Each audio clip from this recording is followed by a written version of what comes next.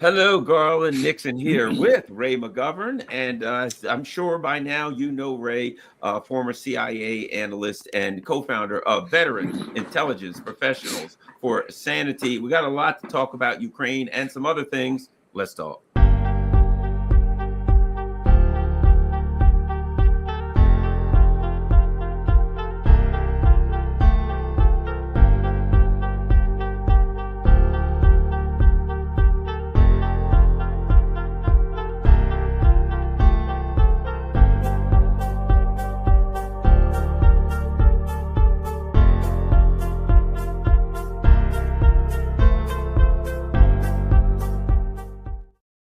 Hello, Garland Nixon here with the one and only Ray McGovern, a great friend and a guy that I consider somewhat of a mentor. I've learned a lot from Ray McGovern, from watching and listening and hanging out with Ray online. And today, we're going to learn even more. Gordon Hahn has an interesting article that he's written called The Second Great Ukrainian Ruin Revisited, and he refers to the four horsemen of Ukraine's ruin 2.0. And you know what's interesting about that, Ray? Because the rhetoric that we hear from the Biden administration, the rhetoric that we hear from the vassals of Europe is we're supporting Ukraine, we're standing with Ukraine, and Ukraine is being turned to rubble, and generations of Ukrainians are dying. And recently, Bojo, he's admitted that it was a proxy war. Boris Johnson, he's admitted, well, if the Ukrainians lose, then Western hegemony, as he calls it, will be affected or will be lost, etc. You probably should mention who Bojo is. Yes, Boris Johnson, the clown and former prime minister of disgraced, what's beginning to be a long line of disgraced former prime ministers in the UK, and he's come out and admitted it. But let's talk about Gordon Hahn had a great article, and he named four particular points in time and four particular incidents that brought us to the absolute ruin of Ukraine. Ray McGovern. Thanks, Garland. Now, first about Gordon Hahn, I had heard his name. I knew he was a very well-respected historian of Russia, and I love those guys, the respected ones, okay? I style myself as sort of a historian of Russia, respected or not. I was talking with another friend of mine, Jeffrey Roberts, who is also a respected academic who teaches in Ireland. He's a British professor, but he wrote the book on Stalin, for God's sake, you know. Now, the reason I mention both of these is because these are not ivory tower professors. They're not talking about, you know, who Stalin's best friend was, or, you know, something having to do with Bogdan Khmelnytsky back in a couple of centuries ago in Ukraine. They're talking about what's going on now, and their gloss on this. I mean, in other words, what they bring to this is the kind of historical perspective that almost everybody lacks, that speaks, certainly on the boob tube. So when I saw Gordon Hahn's lecture, and I was, and the person who referred me to it was Jeffrey Roberts, the Irish-English guy. I said, well, I'm going to read this. And, you know, I took particular delight because not only did he confirm and affirm things that we have been saying for a long time, Gordon. Gordon, you and I go back, 20 years almost. But more recently, he's been that is, Jeffrey Hahn has been talking about things that I have raised in the past, and people, you know, their eyes glaze over, and they don't really believe it because it's too hard to believe. Could Biden have promised to do something for the Russians and then reneged? Whoa, my God! Well, those who have listened to Garland and his friend Dr. Leon on Sputnik know this chapter and verse, but most people don't. And that was, I think, reflected in the 18,000 views I got now on X for a brief piece, I called attention to this new study.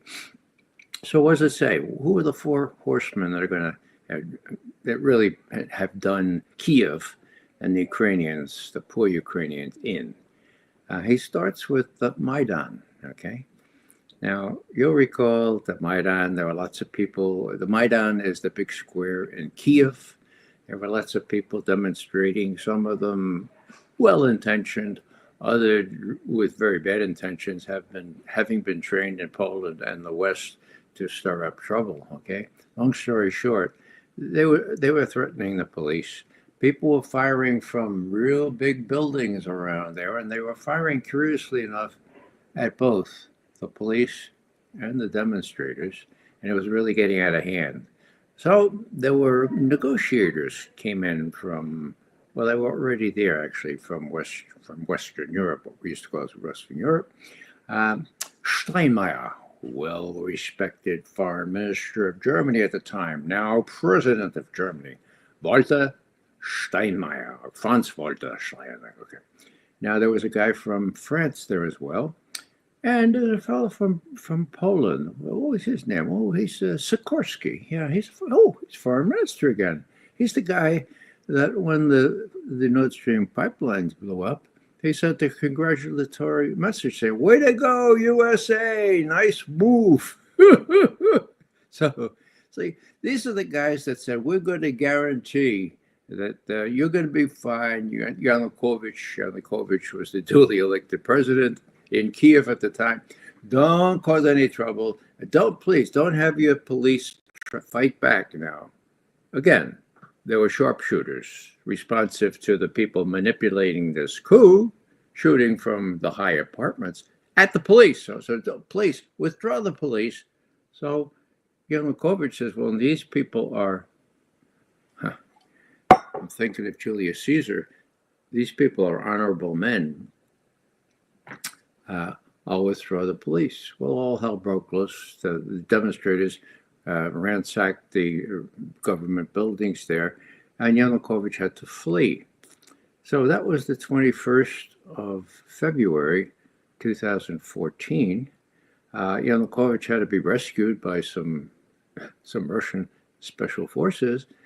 And what happened that also with that was something that most people, almost everybody doesn't know, and that is part of this deception or fraud, or whatever you want to call it, was a fellow named Joe Biden calling up Yanukovych and saying, "Look, don't worry about it. Everything's going to be fine.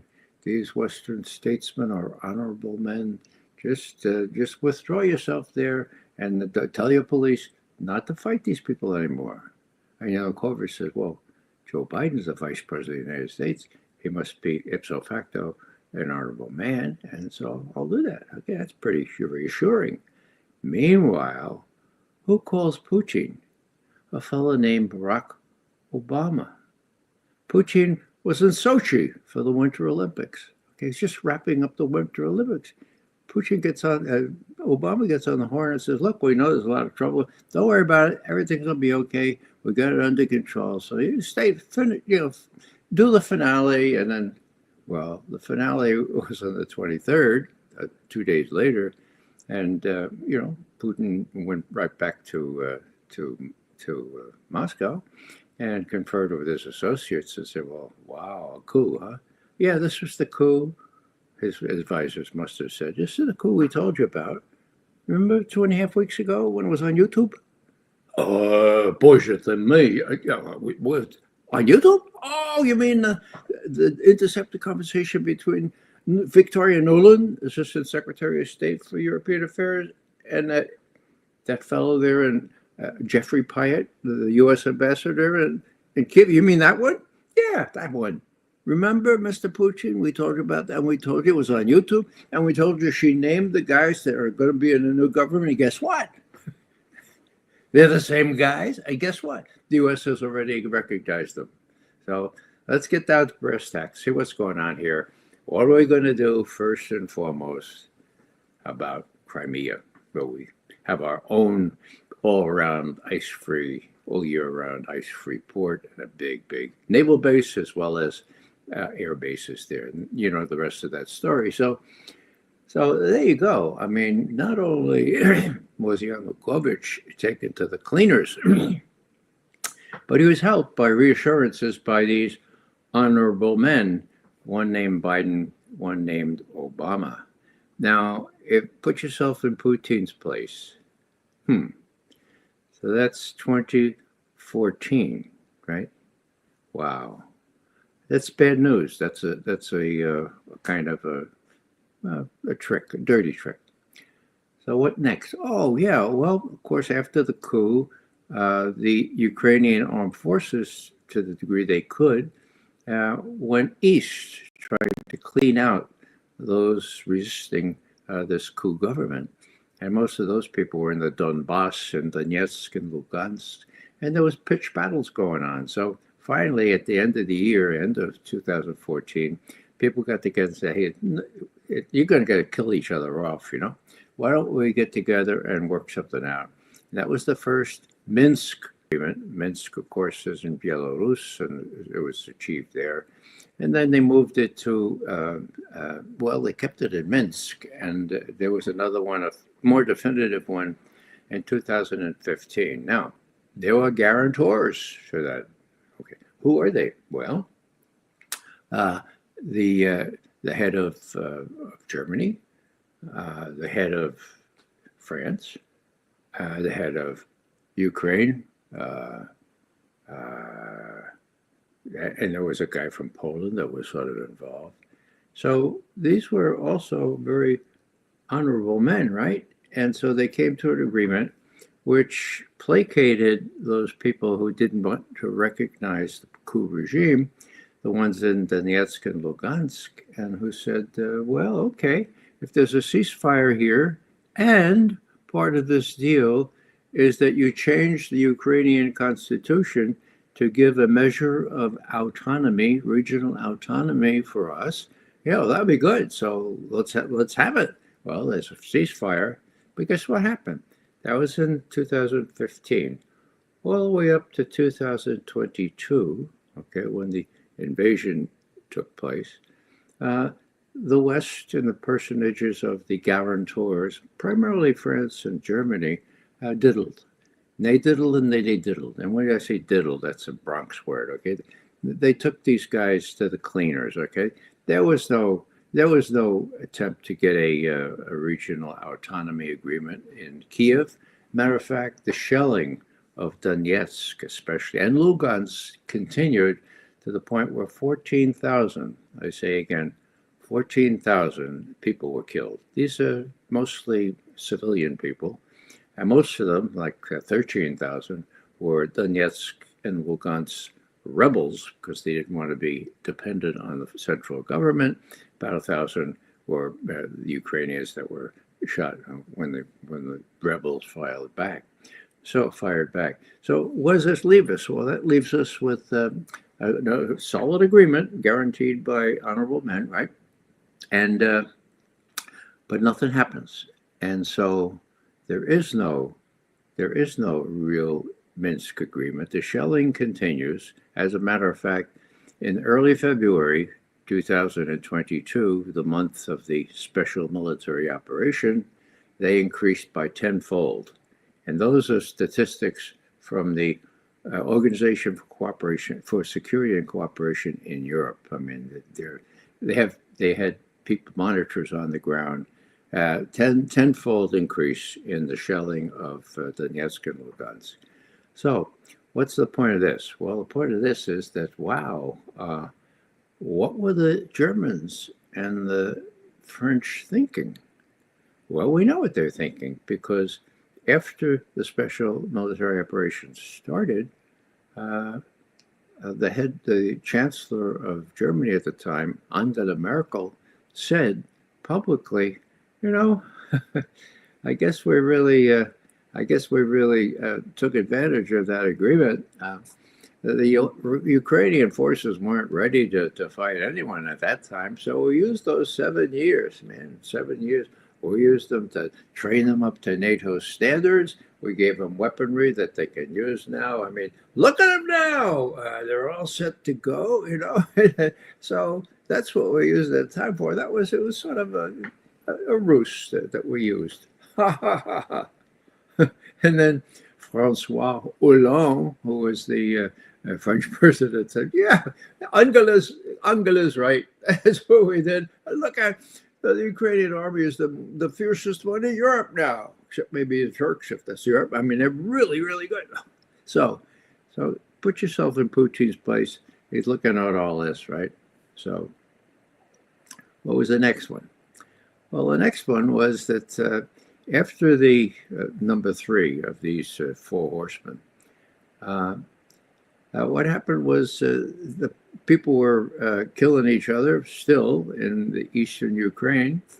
And after the special military operation started, now we're talking February 2022 and the following months. And the Russians had mounted a sizable advance in around Kiev, okay? How many troops? About 90,000 or so, most people think. And then, you know, they kind of lingered there. Remember all those tanks that were lined up there and they wouldn't move and all that stuff? Well, negotiations were going on, right? Negotiations between the Ukrainians, Zelensky's government, and the Russians. They were meeting. They first met in Belarus, but then they moved to Istanbul in Turkey, and they came to an agreement. Okay, it was initialed by the Soviet and by the Russian and by the Ukrainian head negotiators. One of them, his name is David Akramea, something like that. He attested later, "Oh yeah, we signed that thing. We're all set." And then Boris Johnson, Bojo, that you mentioned before, came in and said, "This is crazy. Don't sign that. That's not allowed. We'll withdraw all support for you guys if you go with the Russians and with these bad guys." And so Zelensky said, "Well, okay, we don't want to lose your support." And, "Well, how long will you support us?" "Well, we'll support for years, as long as it gets, as long as we need to, right? So long as you," what's the word? "For as long as it takes," all right? That's when we started saying that. Okay. Well, what was the outcome of that? Well, there were really sour apples on that one, because there it was. And the agreement has been flaunted around by others, including Putin, to visiting dignitaries. Look, we had it here 6 weeks after the beginning of the special military operation. So does Bojo Johnson and Victoria Nuland feel really good about not stopping this god-awful destruction of Ukraine after the first 6 weeks? I don't know if they have a conscience. But think about the 500,000 Ukrainian soldiers dead, not to mention Ukrainian populace or the ones that have fled. It's just, it's hard to think how these guys can look in the mirror. Putin, of course, has mentioned all this. And when you look at Putin, he really and truly wanted to make sure not only that there were no offensive strike missiles in that part of the world, but that his people, that his Russian stock, the people who spoke Russian, ethnic Russians for the most part, in the Donbass, in Lugansk, in Donetsk, were not shelled to death. And as I say, it was February 10th where the shelling increased tenfold along that line between the Ukrainians who were doing the shelling and the Donetskians and the Luganskians, if you will, that were trying to defend themselves. So that was a real sour pill in the mouth. The interesting thing is that this wasn't really advertised by the Russians. I mean, as bad as it was for them, they didn't make a big deal out of it. It was the Ukrainian negotiators who came back and told the real story to the Kiev press and said, it's just really tough. That buffoon of Johnson, we had the whole thing. Our delegation was led by Putin's best friend and the head of his faction in the parliament. And he has this on it, and all of a sudden it was. So that was April, okay? April 2022, okay? Now, the fourth, which comes just before the special military operation, I'm saving that one for the last. We talk, or Gordon Hahn talks about Kiev, Maidan Square, Minsk, and then Istanbul, and he adds Delaware. Delaware. I added Delaware. What happened was this. Now, you could go get a cup of coffee if you like, Garlic, because you've heard this about 5 times from me. But I'm going to repeat it for this audience just because it's so damn important. Here's what went down just before the special military operation. December 2021. The Russians compiled a treaty. They gave it to NATO and they gave it to the United States. Okay. What did the treaty say? We know what the treaty said. How do we know? Because the head of NATO, Jens Stoltenberg, has told us what the terms were. The basic terms were, look, no admission of Ukraine into NATO. That was 80% of it, if I can put it that way, okay?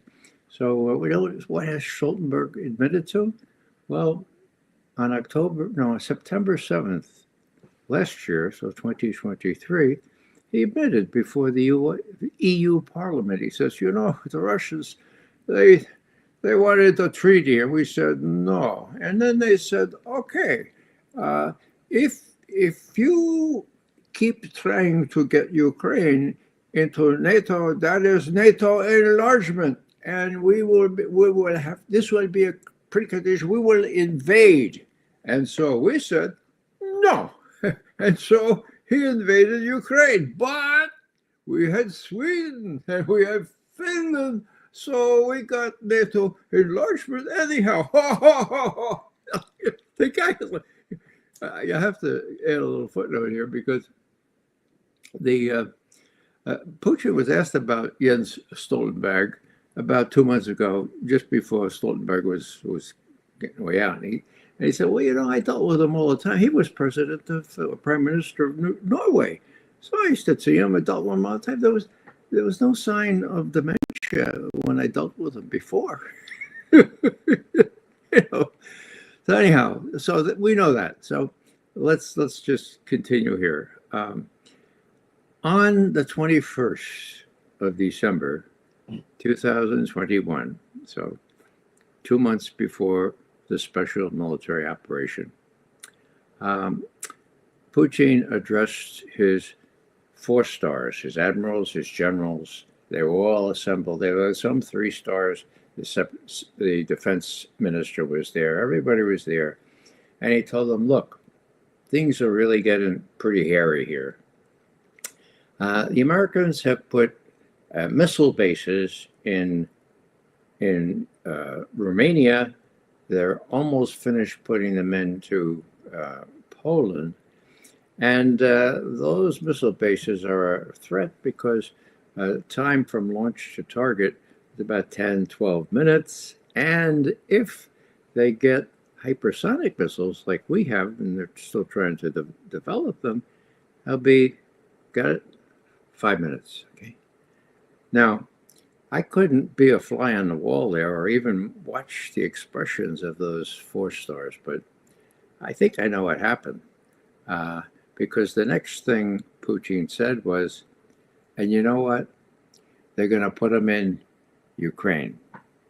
You guys know what the map looks like. You know what it means to put them in Ukraine, okay? So when they get, this is a quote from Putin, when they get hypersonic missiles, they're going to put them in Ukraine, period, end quote.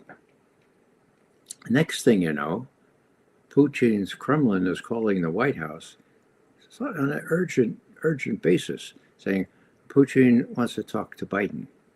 So that was the 21st when Putin met with his defense associates there. Now, this is December the 30th, so about 9 days later. I think the two are connected, and I'll tell you why in a second. So what does Putin ask? He says, "Look, I'd like to talk to you. Our negotiators are about to begin negotiations on some of this strategic stuff, even though you've rejected our treaty." They meet in Geneva on the 10th and 11th of 2022. So we just have a couple of weeks. Could we please talk? And so Biden, to his credit, I guess, says, "Yeah, sure. Well, what's third if we talk?" But Biden was home alone for Christmas. He was in Delaware. Where was Tony Blinken? I don't know. Where was Jake Sullivan? They weren't there. And so what happened was the readout said that President Biden said that the U.S. has no intention of putting offensive strike missiles in Ukraine. Whoa. Now, next day, New Year's Eve, Ushakov, Putin's right-hand man on these matters, was eloquent in saying, finally, they're taking us seriously. My God, finally they're showing a little flexibility for our concerns, right? That was New Year's Eve, okay? Go into January, the negotiators get together in Geneva. Who was the woman? Wendy Sherman was the woman who headed our thing. And so the negotiators, Ryabkov, I think it was, Deputy Defense Minister, says, "Okay, let's get down to brass tacks. And Wendy says, "About what? About your promise not to put offensive strike missiles in Ukraine." She says, I don't know. Shall we say, s'il vous plaît? I don't know. Well, nobody told me about that. My God. So that's the 10th of January. On the 21st, Lavrov is in Geneva, and so is Tony Blinken. So Lavrov goes up to Tony Blinken, and he says, "Tony, let's get down to brass tacks here and talk about what your president said to my president back on the 30th of December about your commitment not to put offensive strike missiles in Ukraine." And Blinken says, "Oh, that." And Blinken says, "Oh, that. Well, that. Forget about it. You take advantage of him. He was all alone. He was alone at home, and we weren't with him. So forget about that. We have every right to put offensive strike missiles in Ukraine if they ask us to, and they probably will. We could talk maybe talk about limits on them, but forget about it." Well, that was the 21st of January. So no doubt Lavrov told Putin, "Look, not only won't they negotiate on this in Geneva, but I just talked to Tony Blinken, and he says, forget about it." On the 4th of February, Putin goes to Beijing to open the Winter Olympics there. We're talking 2022 now, okay? Well, he talks to Xi Jinping. Now, I wasn't a fly on the wall either there, but you can figure out what happened.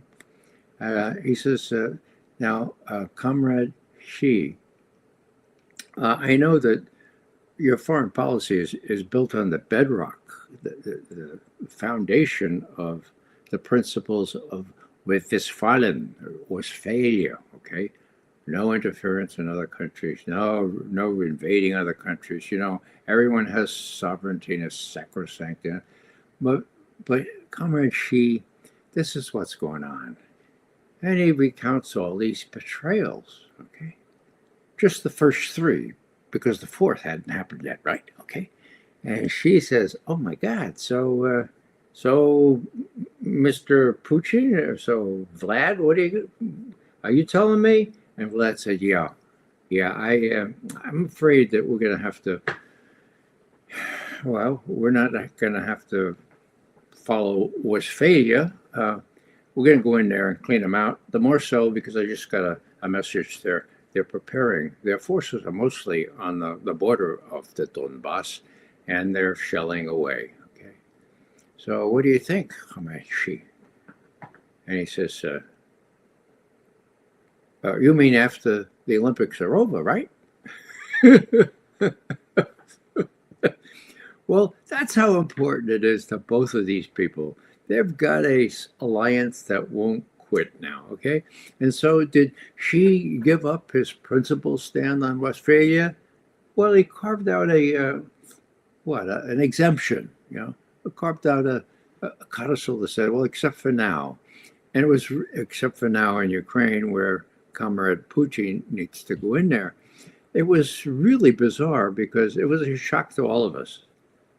It was such a shock, Garland, that I thought that Putin was not going to go in there. I thought it was just a big show of force. What I didn't think, what I never would think, and all my Chinese specialist advisors advised me, look, see, they're married to Westphalia. They would never approve of anything like this. Well, we were all wrong. That was the big factor. I still think it's doubtful that Putin would have gone ahead without Xi's nihil obstat or imprimatur or blessing, if you will. So what happened? Well, the Chinese not only acquiesced in this, but they changed their rhetoric. No more Westphalia for about 6 or 8 weeks. It was all, each country has core interests, and they have every right to protect their core interests. And we judge, get this, we judge each such situation on its own merits. Okay. Well, that's not Westphalia. Now, okay, they're back to Westphalia, but it's very clear that we're carving out an exemption for Putin in Westphalia. And why is this relevant? Just as an aside here, Medvedev, the former president of Russia, who was prime minister also, right-hand person with Putin, he was in Beijing 10 days ago, okay? Why was he there? Well, there were lots of reasons why he would go there, but I think it all had to do with what Russia intends to do now with respect to Ukraine and with respect to the Middle East.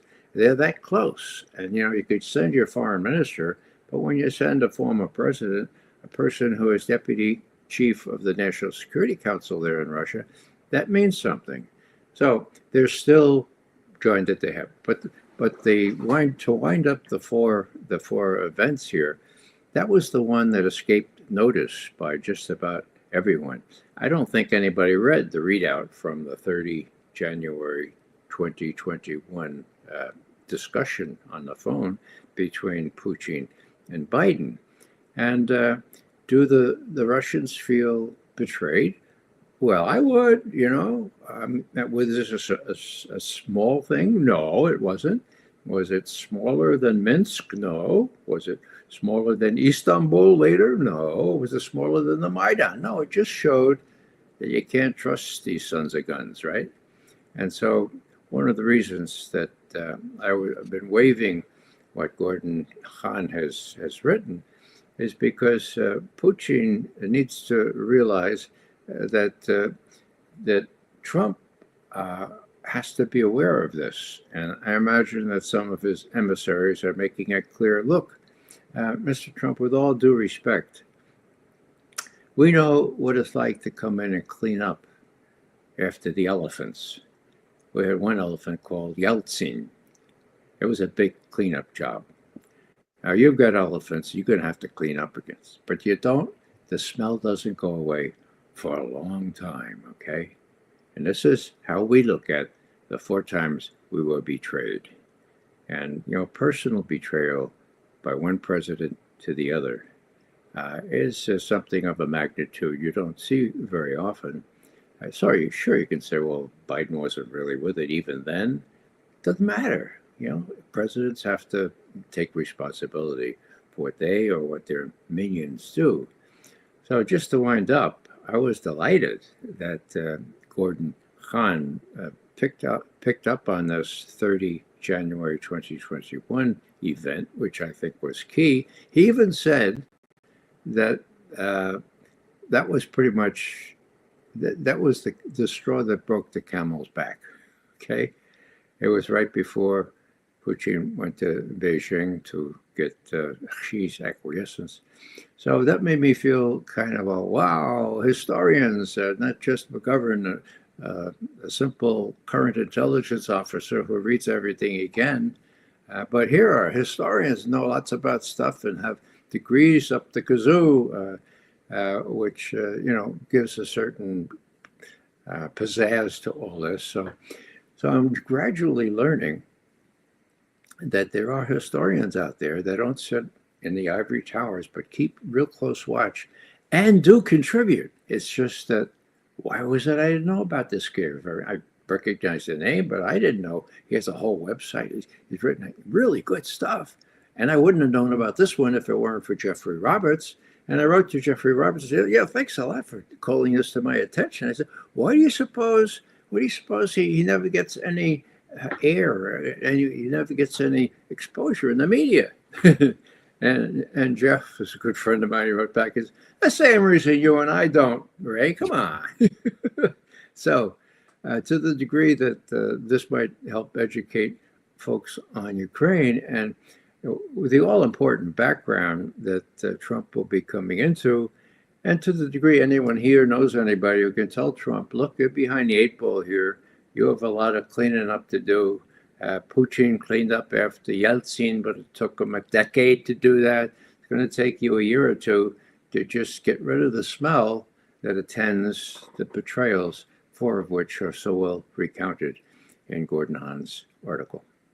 Let's talk about that. We're reading daily that Donald Trump now, we're reading it more and more, that Donald Trump wants a deal, that he wants out. Of course, we hear things about a ceasefire, and the Russians have been pretty clear. And as you discussed, something that I brought up, that from the very beginning, a position I've taken, that the time will come when there's a necessity for negotiations. And I've said from the very beginning, I read the Russians' request in December of 2021 to the U.S. They said, we've got to talk about certain things. Here's a list of the things. And they used the term indivisible.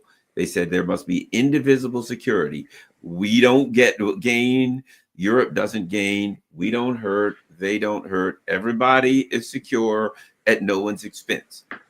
And I've said, when the time comes, and at that time, if you recall, they put it in writing. The Russians put it in writing before the special military op and said, these are the things we want. And in that document, they said, if these things are not addressed, it could result in, and the term they used was military/technical actions. Okay, right. So they made it clear. Okay.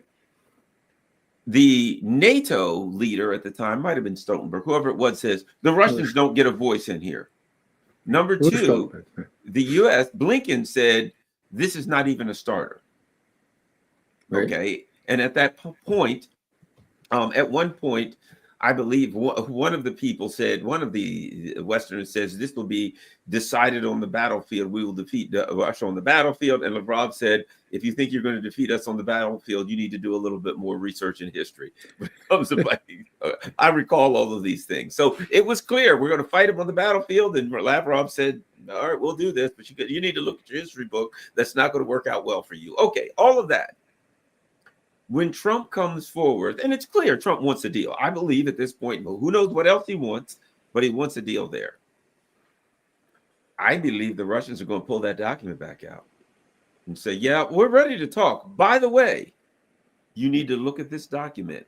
The Russians have said things that let us know where they're going, such as we need to address the root causes.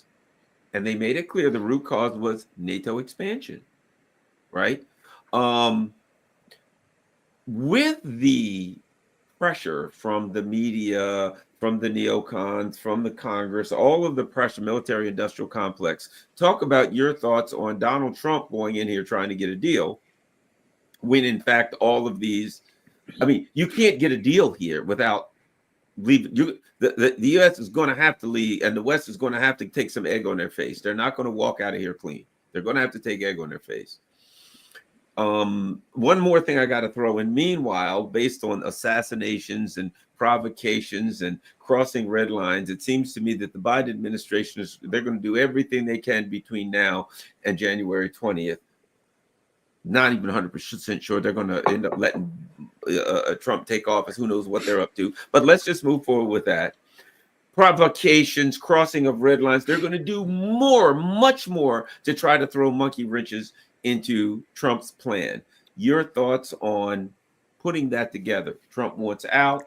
You've got the original document that the Russians submitted. You've got the Biden team crossing red lines and doing provocations. Put all of that together for hopefully, Ray. How would you go about trying to get a deal? And is it possible? Well, those treaty drafts were super important.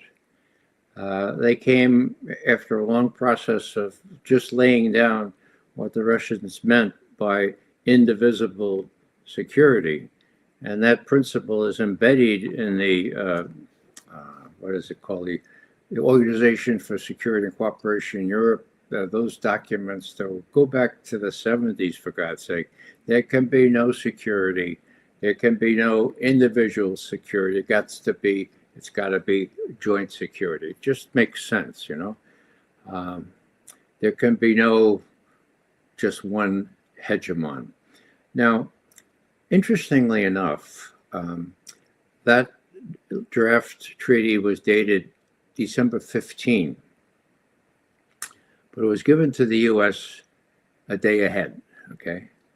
It was given to the U.S. by a middle-level State Department employee at the same time that very important people were discussing with China what would happen in Europe. It was sort of a little signal. Look, we're talking with the Chinese. This has to do with not only the West, but the East. So here's a quick look at the treaty. That was interesting.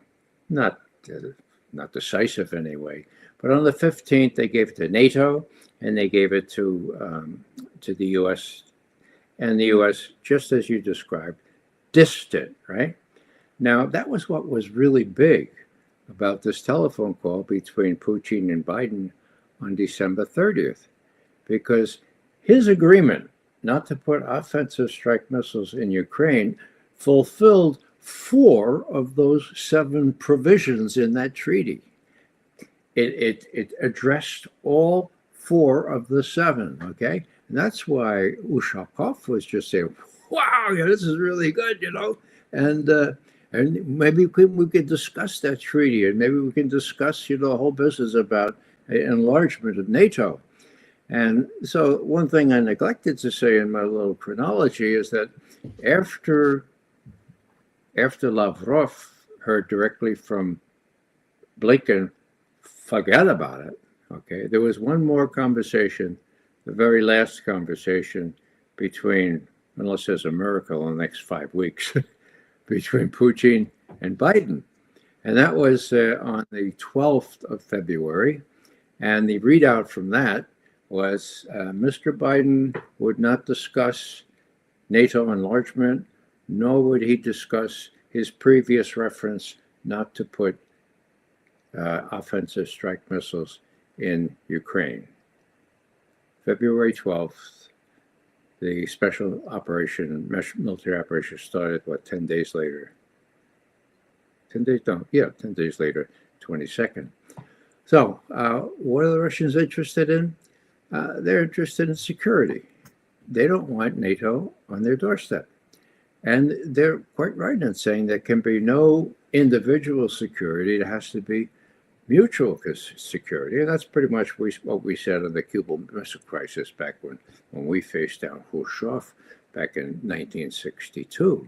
So, I mean, it just may, if you take 5 steps back and reflect about, well, you know, if you can't have security unless others have security, then that's sort of like the golden rule. You know, do unto others, is it? In other words, it sort of makes the golden rule kind of an imperative, not only a moral imperative, but an international imperative. So if you're a big country, you're not going to let somebody else do unto you what you don't want to have done to you. And I mean, it's so simple. I sound like it's complicated, but no, there can be no individual security unless there's mutual security, and especially if you're threatening. Let's face it, Ukraine was being set up to be part of NATO. There were NATO bases in there, NATO troops uh, training Ukrainians and all that. It was very clear what was in the works. And the U.S., for whatever reason, uh, Victoria Nuland and the rest of them thought they could get away with it. Uh, and they could weaken Russia this way. Turned out not to be the case. They were getting terrible advice. Why don't they ask Gordon Kahn or my friend Jeff Roberts or some of us who have been around the base, for some advice? Matter of fact, and I'll say this is important for those of you who haven't heard it before, but Obama himself, I mean, he was, well, this is damning with faint praise, but he was a lot brighter than Biden, okay? Now, he resisted sending arms to Ukraine. He wouldn't send them offensive arms. And the Congress was, oh, you got to do it. No, he wouldn't do it, okay? And during some tense times when Congress was really putting the screws on Obama, you got to do this. Angela Merkel visited him, the head of the Chancellor of Germany, and she was at a joint press conference with him, And the question came up, Mr. President, why is it that you resist sending offensive arms to Ukraine? And Angela Merkel shouts out, eine schlechte Idee. It's a lousy idea. Obama dances around. He says, well, we have it under advisement that this business about sending offensive missiles to. Yeah, we'll think about it. And Merkel says the second time, eine schlechte Idee. Okay, now that was way back. I don't know, 2013, 2012, something like that. Well, it was a schlechte Idee then. It was a schlechte Idee now. And Obama explained to his troops, we know this. This is what he said. Look, the worst thing you can do to Ukraine, the worst thing you can do to Ukrainians is to give them the thought that they could prevail over a much stronger Russia right on their border. Don't give them that idea. If you give them offensive weapons, they're going to get it into their heads to do all kinds of crazy things. So Obama was right. The worst thing you could do to Ukraine would be give them the idea they could punch at Russia, weaken Russia, and prevail. They're not going to prevail. Has Russia been weakened? No, it hasn't. Have we tried to? Was that our objective? Well, our Defense Secretary Austin blurted it out at one point. Oh yeah, we're gonna weaken Russia. So, the people in charge have been really not good advisors. And when Biden came in, he picked the worst of the worst. We talk about the bright and brightest or whatever it was from Vietnam. Well, these are the worst of the brightest. And so he started giving arms, and people said, Putin is the devil incarnate. We got to defeat him, and this is one good way to do it. And so let's do it. And the military-industrial complex, they're just delighted. I mean, that money that you're giving to Ukraine, you're really giving it to the military-industrial complex. They all know that, and the Senate knows that. Everybody knows that. So this is a win-win, Mr. Biden. It's a lose-lose, and the real losers, of course, are the Ukrainian people. And the worst of the hypocrisy, or it's just unbelievable that at this point in time, with best estimate is about 500,000 Ukrainian troops dead, that Tony Blinken and Jake Sullivan can get up and say, it wasn't our fault. We gave them everything they asked for. We gave them weapons. We gave them tanks. We gave them artillery. We gave them rockets. We gave them everything they asked. They just didn't have enough people. They don't have enough people in their army, and so they should start impressing, not drafting, but making sure that they get 18-year-olds, 19-year-olds, 20-year-olds. Okay, they're up to 25. Yeah, we'll get those in there, and then we'll turn the tide. They can't possibly. I mean, they're unscrupulous, but they're not dumb. They can't possibly believe that. But they're making excuses for this stupid provision of weapons that the Russians could easily destroy, given their many advantages. Okay, and they're blaming it on the Ukrainians because they don't have enough troops. Give me a break. That's the worst of the worst. That's not supporting them for as long as it takes. That's wringing out every ounce of flesh that they have there before these guys go off into the western sunset. Let me ask you this, Ray. If Donald Trump called you and said, hey, come to the Ray, I need to talk to you, sit down. And he said, look, Ray, I want to get a deal. I've talked to RFK Jr., who seems to know. I'm sure you read the op-ed, the RFK Jr. And Donald Trump Jr. op-ed, which was, I think, enlightening in that it showed that the Trump camp knows more. They'll give you the standard rhetoric sometimes and the news, but it's obvious that they know more than they are letting on to. But he brings you in there. He says, Ray, I want to get a deal with these. Where do I need to start? What would you say to him? Well, I'd say, Mr. President-elect, you can get a deal.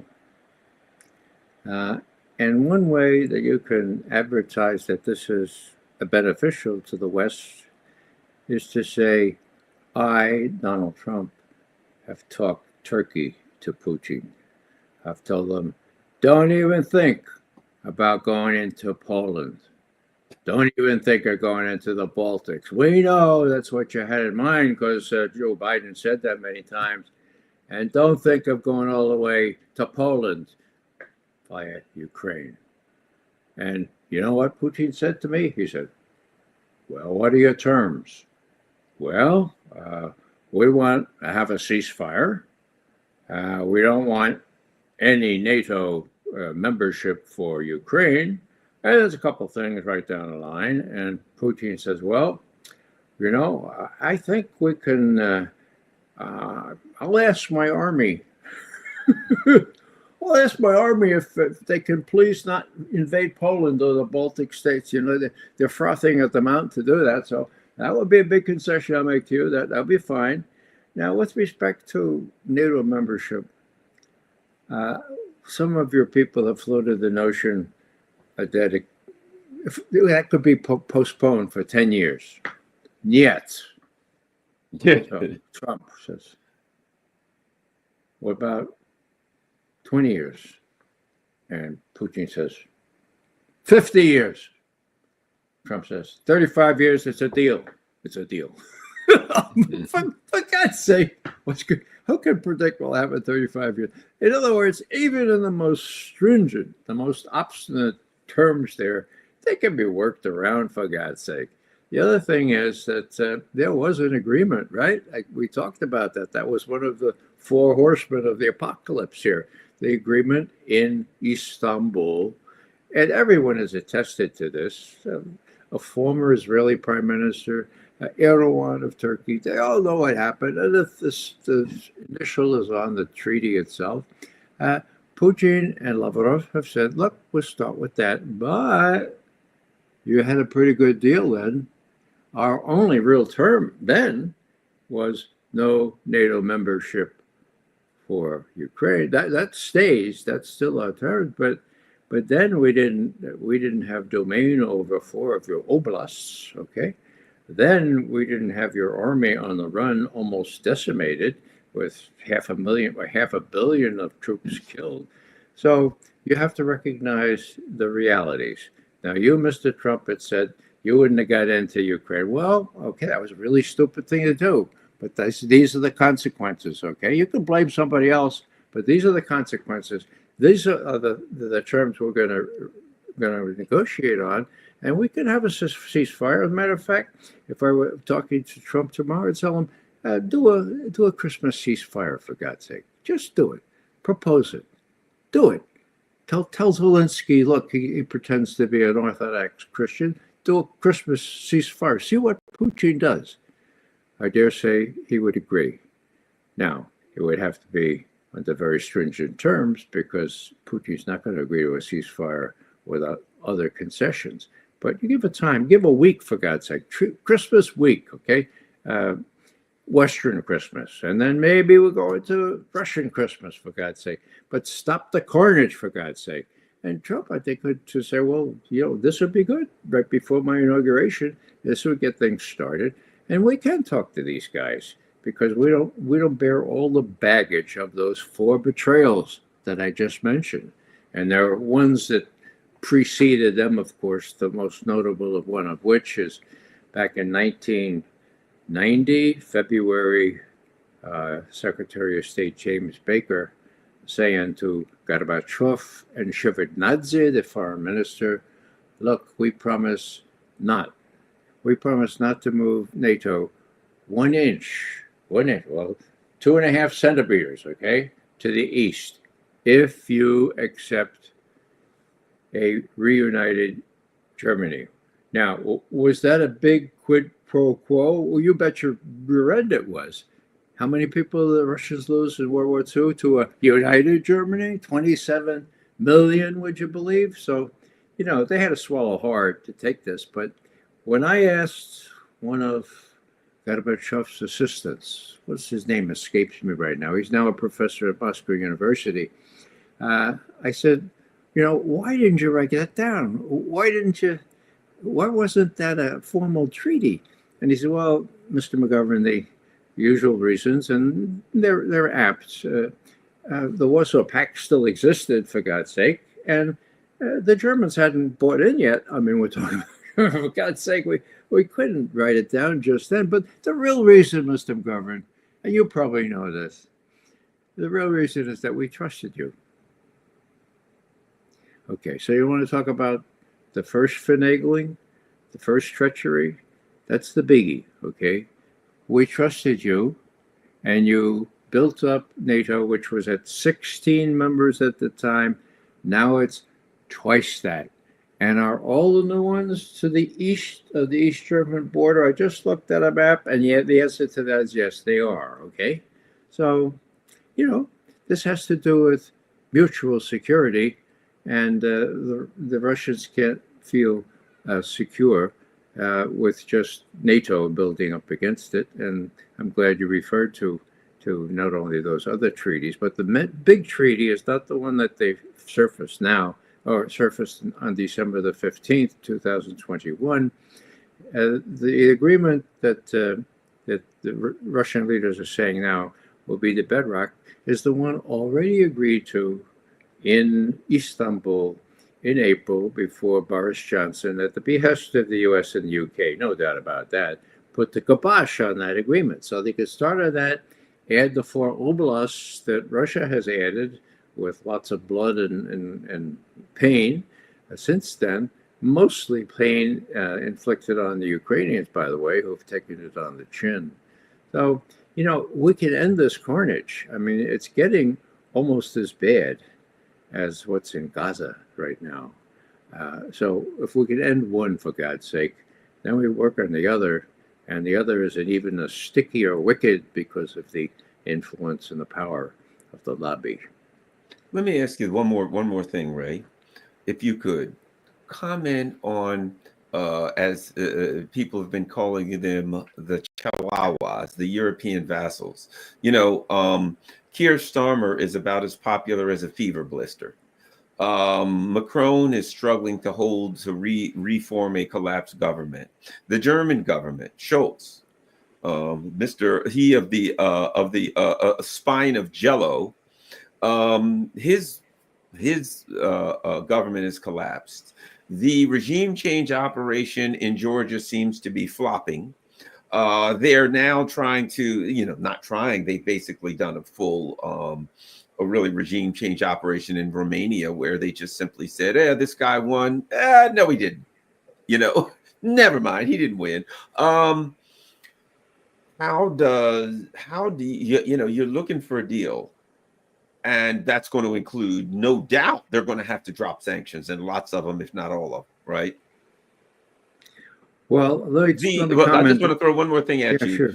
The European leaders are in a tenuous situation in their own countries, but they're still trying to play tough guy, right? How do they react to Donald Trump coming in? He doesn't like them. First of all, he hates all. It's obvious he hates all of them because they all tried to undermine him time and again, and they all went with Harris. What's that dynamic like with Donald Trump trying to get a deal, a bunch of vassals and ruling elite in Europe that are despised by they're running from the guillotine as it is, but they still want to play tough guy. Make some sense out of that, Ray. Well, Garland, let me comment first on your mention of sanctions. In Putin's June laying down the terms that he would negotiate on, he included a relaxation of sanctions. But more recently, about 2 weeks ago, was when Lavrov talked to Tucker Carlson. Tucker Carlson asked about sanctions, and Lavrov said, sanctions have actually been pretty good for us. You're right. I mean, been bad for you guys, but sanctions, schmanksons. They're stupid. We like them lifted, but so in other words, sanctions have shown themselves not to be very effective when you have Russia and China with complementary economies and all kinds of stuff, and the Russians almost autarkic now, and it hurting. The hurt is all in Western Europe. So I just want to mention about sanctions now. About the Europeans, there used to be European statesmen, Willy Brandt, Egon Bahr, Helmut Kohl. Yeah, I mean, even de Gaulle at least had his French interests in mind. Now, as you said, they're jelly-spined, and they're just political hacks that have said the right thing and got elected because most Europeans, most of them, thought that if you could show fealty to the United States of America, they don't have to worry about anything. Everything will be okay. It wouldn't have to even spend much money on defense. That worked. It worked beautifully. Okay, the social services extended to most of these countries are make us blush when we look at how well these people are treated. But now it's come to almost a real critical point. As you said 2 days ago, Scholz, his government fell after a no confidence vote in the Bundestag. Okay, so what's going to happen there? Let's take that as an example. Here's Scholz standing next to Joe Biden when the very talented woman from Reuters, who spoke both German and English, said to Joe Biden, "Now you say that the Nord Stream pipeline won't be anymore if Russia invades Ukraine?" Biden, "Yes, if Russia invades Ukraine, there will be no Nord Stream pipeline." But Mr. Biden, you don't control the Nord Stream pipeline. How can you say that? There just will be no Nord Stream pipeline. Herr Scholz, she says, "Was halten Sie davon?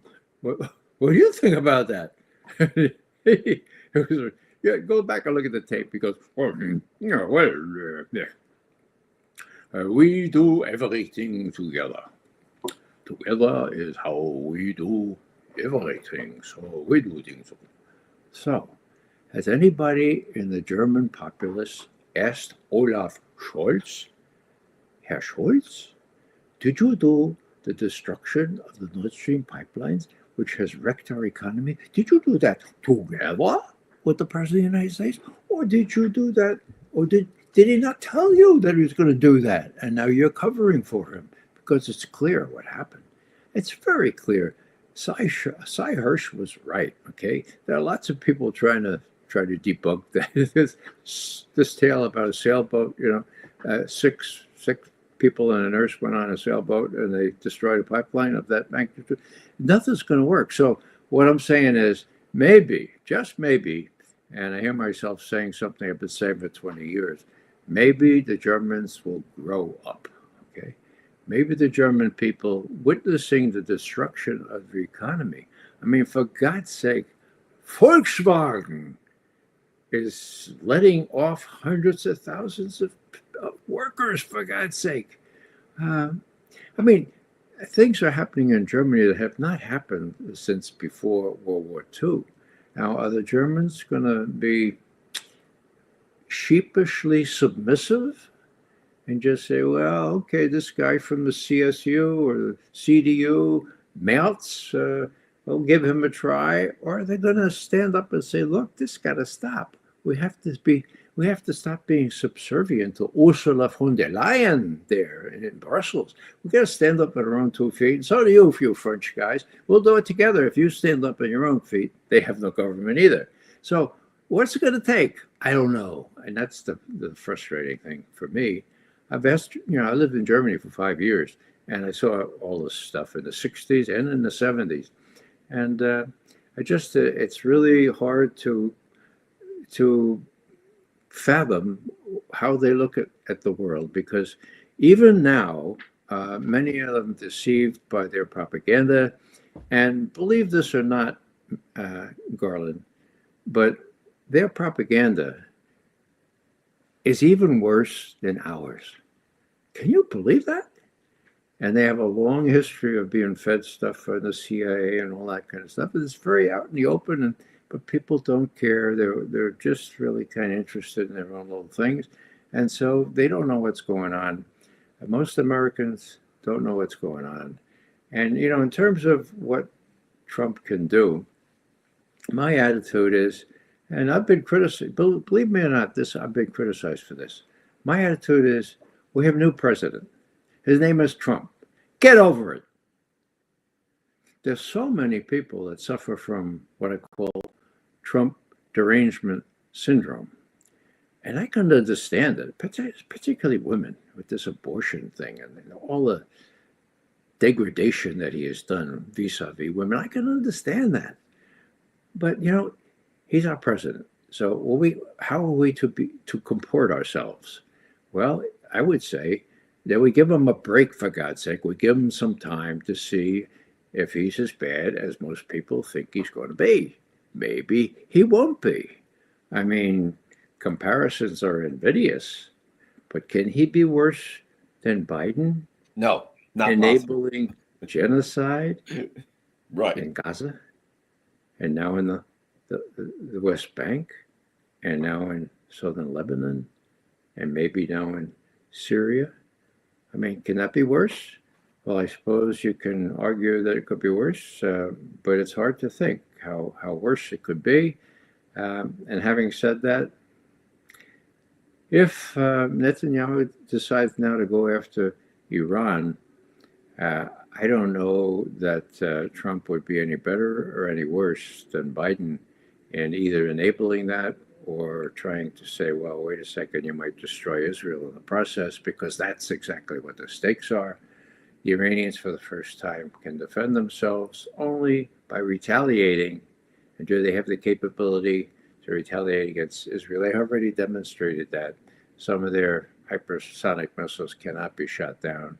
And Israel would be taking a big, big risk. They would be depending on bringing us in. And I've been telling whoever will listen to that.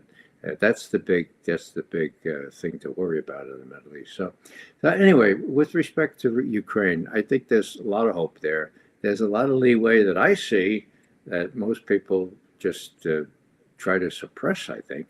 One is, and I'll just finish with this, 2 years ago, it was the end of October 2022, okay? Putin was at one of these long 3.5 hour question and answer things after he makes a little presentation. It's amazing. He answers all these questions ad lib, doesn't have a note. Sometimes he refers to other people. But at the end, and I don't know, I suspect this was a planted question. I think it was a Serbian journalist got up and he said, now, President Putin, I'm thinking of trying to vacation in Odessa. It's a beautiful city. I've often wanted to vacation there. Tell me, should I apply for a Ukrainian or for a Russian visa? Pretty clever, huh? So Putin says, oh, Odessa, what a beautiful, beautiful city. Yeah, there's none like, well, it's a little shabby now given who's been ruined, but oh, yeah. Odessa, so Odessa could be a Yabloko Razdora. Yabloko Razdora refers back to the Trojan War, okay, mythology. Yabloko is apple, Razdor is conflict, so an apple of discord is the way it's usually pronounced, or it could be a way to reconcile a situation that seems irreconcilable. It could lead the way to a deal, he said, in effect. Okay. Now, he didn't have to say that. But I interpreted that in the old days. What we would tell the president is, hey, this looks like something you should know about. This looks like a kind of a hint that, yes, may be negotiable, And what would that mean? That would mean that Ukraine would not be a landlocked farm for the rest of Europe, for God's sake. They would have access to the Black Sea. They would have access to being a country, a full-fledged country. So who has invaded Odessa now? No one. Not the Russians. Odessa still is part of Ukraine. It has been shelled, some of the military facilities there, but there it stands. And other places that could be negotiated stand. So what I've been telling folks is, look at what Putin has said in the past. It's going to be more stringent now, but Odessa still up for grabs. Maybe it could make it into a jointly governed city, where a port where everyone would kind of not be threatened, mutual security there, and allow Ukraine to thrive to the extent it can thrive with what would be a rump Ukraine. So, in other words, Putin is not, I don't think he wants to be so rigid that there can't be a deal with Trump. He doesn't want more bloodletting in Ukraine. All he wants is mutual security, okay? That's going to take a cordon sanitaire, some sort of a DMZ, if you will, to separate the Russian part of Ukraine from the rest of it. And it's going to take some dealing. And so if Trump is up to doing that, and if he can color it, if he can put lipstick on this particular pig by saying, I extracted a promise. That Putin was going to take over Poland. Well, he said he promises he promised not to do that. And he's not even going to take over all Ukraine. And we've stopped him, okay? I mean, he could say that, and most Americans are oblivious to the truth. They say, oh my God, look what Trump did. So there's lots can be played with here. And I'm more optimistic about Ukraine than before, certainly than before Biden leaves. On the Middle East, I just think we all have to speak out and say that we Americans don't abide genocide, that's beyond the pale, and we're going to do what we can to stop it. And we can end up, I'll say this, looking at the weakness of the and the history of weakness, particularly of the so-called leaders right now in Europe. It is my belief that right now Biden's in, and they're like tough. We're going to Trump-proof things. Doggone it, Joe, we're with you. We're going to stand up to Ukraine. And when you leave, we're going to stand up to Biden. And when you leave, we will continue your legacy. We're going to stand up to Trump. We're going to stand up to Putin. We're going to stand our ground, and like never before. And the day Biden walks out and Trump walks in, they're going to say, Mr. Trump, we've always liked you. Hope we weren't out of line with the few comments we made about Hitler and stuff in the past. But look, what's that? You want a deal? A deal it is. We've always wanted a deal. There's deals. That's what we're here for. Come on, Trump. That these people are so lily-livered. They are so without any substance. It is my belief that all of the tough talk they're doing, that when there is a new emperor, that they will drop to their knees, they will kiss his ring, and they will say, Mr. Trump, what would you like me to do? That's my prediction. That they're going to completely fold, and they will leave all of this tough talk with Biden will be in the past, and they will kiss the ring of the new emperor, because that's what they always do. Do you think I'm being overly? I'm not going to call it optimistic. I have so little regard for these people and their word in Europe and anything about them that I think they're just worthless human beings that will blow like a leaf in the wind. What do you think, Ray? Well, Gordon, you've been right in the past about such things. I suspect you're right now. You know, Trump doesn't have to do much. The Europeans already know the disdain in which he holds them. They already know that Trump's not going to give a lot more money to Ukraine. So are they going to substitute with the billions of dollars the U.S. is? I don't think so. Okay.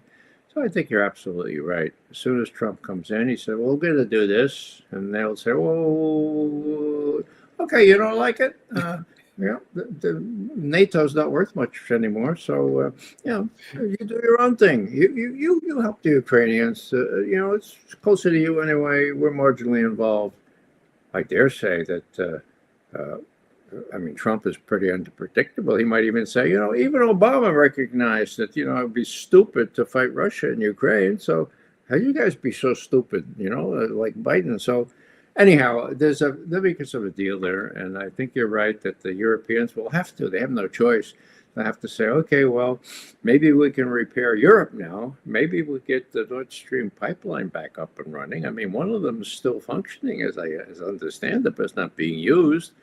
And there are lots of really bad things that have happened to Europe since the sanctions and since the war, not to mention what's happened to those poor Ukrainians. So let's hope that Trump uses whatever muscle he has to do sensible things, and not feel sort of caught by what Biden has done or what anyone else has done. I think Ukraine does hold some hope. All right, Ray. Where can everybody go to find your good works, Brother Ray? Well, I do a lot of tweeting or Xing. I guess that's at Ray Mcgovern. My website is raymcgovern.com, and I'm also on Facebook. So in any one of those places, or YouTube. As this will be on YouTube, I guess. Will it, Garland? Will this be on YouTube? Yes. Oh, yes. We are on YouTube right now. We are on YouTube. We are also on Rockfin, and we are also on Rumble. Well, if anybody who's listened this long, I have one little vignette to share with you. You know that you, Garland, know that I do this little briefing of the president every week. President Robert Scheer, who impersonates Biden. It does a pretty good job, too. So as I was leaving this briefing, I said, now, Mr. President, President Scheer, I don't know, this is a little awkward, but you just mentioned pardons. And as I was leaving the office of the Director of National Intelligence today, before coming over to brief you, the Director of National Intelligence, Avril Haines, grabbed me by the shoulders. I could come in here for a second, Ray.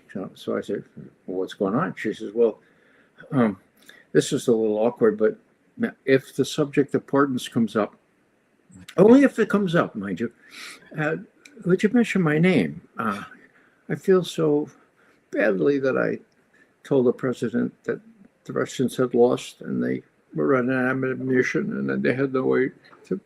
I just feel really bad about that. So, just make sure, if you can do it subtly, just mention. Oh, and then Bill Burns, he feels equally bad to say that the Russians were, the inability of the Russian army just manifest itself to the whole world.